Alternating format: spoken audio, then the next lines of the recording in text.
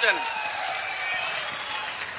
OPS, NPS, OPS ಕೂಡ ಅದರಲ್ಲಿ ಸೇರುತ್ತೆ ಅನ್ನೋದನ್ನ ನೀವು ಮನಸ್ಸಲ್ಲಿ ಇಟ್ಕೊಳ್ಳಿ. ಕಾಂಗ್ರೆಸ್ ಪಕ್ಷದ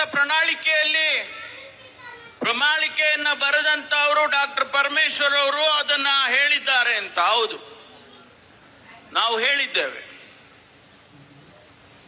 ನಮ್ಮ DK ಸುರೇಶ್ ಅವರು ಅಂದಿನ ಸಂಸದರು, ಅವರ ಮನೆಯಲ್ಲಿ ರಾತ್ರಿ 2 ಗಂಟೆ 3 ಗಂಟೆವರೆಗೂ ಚರ್ಚೆ ಮಾಡಿ ನಮ್ಮ ಪ್ರಧಾನ ಕಾರ್ಯದರ್ಶಿಗಳು ಹೈಕಮಾಂಡ್ನವರು ಬಂದು ತಮ್ಮ ನೌಕರರ ಜೊತೆಯಲ್ಲಿ ಕೂಡ ರೆಪ್ರೆಸೆಂಟೇಟಿವ್ಸ್ ಜೊತೆಯಲ್ಲಿ ಚರ್ಚೆ ಮಾಡಿ ನನಗೆ ಹೇಳಿದ್ರು, ನೀವು ಇದನ್ನ ಪ್ರಣಾಳಿಕೆಯಲ್ಲಿ ಸೇರಿಸಬೇಕು.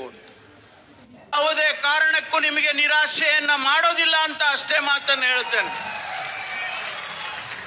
OPS, NPS, OPS ಕೂಡ ಅದರಲ್ಲಿ ಸೇರುತ್ತೆ ಅನ್ನೋದನ್ನ ನೀವು ಮನಸ್ಸಲ್ಲಿ ಇಟ್ಕೊಳ್ಳಿ. ಕಾಂಗ್ರೆಸ್ ಪಕ್ಷದ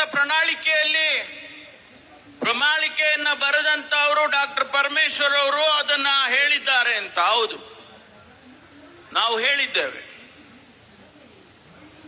ನಮ್ಮ DK ಸುರೇಶ್ ಅವರು ಅಂದಿನ ಸಂಸದರು, ಅವರ ಮನೆಯಲ್ಲಿ ರಾತ್ರಿ 2 ಗಂಟೆ 3 ಗಂಟೆವರೆಗೂ ಚರ್ಚೆ ಮಾಡಿ ನಮ್ಮ ಪ್ರಧಾನ ಕಾರ್ಯದರ್ಶಿಗಳು ಹೈಕಮಾಂಡ್ನವರು ಬಂದು ತಮ್ಮ ನೌಕರರ ಜೊತೆಯಲ್ಲಿ ಕೂಡ ರೆಪ್ರೆಸೆಂಟೇಟಿವ್ಸ್ ಜೊತೆಯಲ್ಲಿ ಚರ್ಚೆ ಮಾಡಿ ನನಗೆ ಹೇಳಿದ್ರು, ನೀವು ಇದನ್ನ ಪ್ರಣಾಳಿಕೆಯಲ್ಲಿ ಸೇರಿಸಬೇಕು.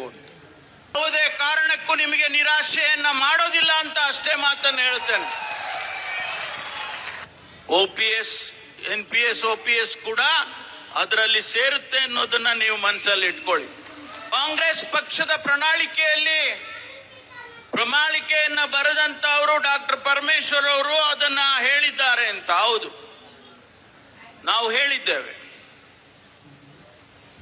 ನಮ್ಮ DK ಸುರೇಶ್ ಅವರು ಅಂದಿನ ಸಂಸದರು, ಅವರ ಮನೆಯಲ್ಲಿ ರಾತ್ರಿ 2 ಗಂಟೆ 3 ಗಂಟೆವರೆಗೂ ಚರ್ಚೆ ಮಾಡಿ ನಮ್ಮ ಪ್ರಧಾನ ಕಾರ್ಯದರ್ಶಿಗಳು ಹೈಕಮಾಂಡ್ನವರು ಬಂದು ತಮ್ಮ ನೌಕರರ ಜೊತೆಯಲ್ಲಿ ಕೂಡ ರೆಪ್ರೆಸೆಂಟೇಟಿವ್ಸ್ ಜೊತೆಯಲ್ಲಿ ಚರ್ಚೆ ಮಾಡಿ ನನಗೆ ಹೇಳಿದ್ರು, ನೀವು ಇದನ್ನ ಪ್ರಣಾಳಿಕೆಯಲ್ಲಿ ಸೇರಿಸಬೇಕು.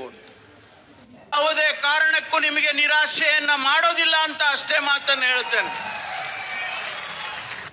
OPS, NPS, OPS ಕೂಡ ಅದರಲ್ಲಿ ಸೇರುತ್ತೆ ಅನ್ನೋದನ್ನ ನೀವು ಮನಸ್ಸಲ್ಲಿ ಇಟ್ಕೊಳ್ಳಿ.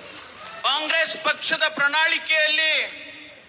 ಪ್ರಣಾಳಿಕೆಯನ್ನ ಬರೆದಂತವರು ಡಾಕ್ಟರ್ ಪರಮೇಶ್ವರ್ ಅವರು ಅದನ್ನ ಹೇಳಿದ್ದಾರೆ ಅಂತ. ಹೌದು, ನಾವು ಹೇಳಿದ್ದೇವೆ. ನಮ್ಮ DK ಸುರೇಶ್ ಅವರು ಅಂದಿನ ಸಂಸದರು, ಅವರ ಮನೆಯಲ್ಲಿ ರಾತ್ರಿ 2 ಗಂಟೆ 3 ಗಂಟೆವರೆಗೂ ಚರ್ಚೆ ಮಾಡಿ ನಮ್ಮ ಪ್ರಧಾನ ಕಾರ್ಯದರ್ಶಿಗಳು ಹೈಕಮಾಂಡ್ನವರು ಬಂದು ತಮ್ಮ ನೌಕರರ ಜೊತೆಯಲ್ಲಿ ಕೂಡ ರೆಪ್ರೆಸೆಂಟೇಟಿವ್ಸ್ ಜೊತೆಯಲ್ಲಿ ಚರ್ಚೆ ಮಾಡಿ ನನಗೆ ಹೇಳಿದ್ರು, ನೀವು ಇದನ್ನ ಪ್ರಣಾಳಿಕೆಯಲ್ಲಿ ಸೇರಿಸಬೇಕು.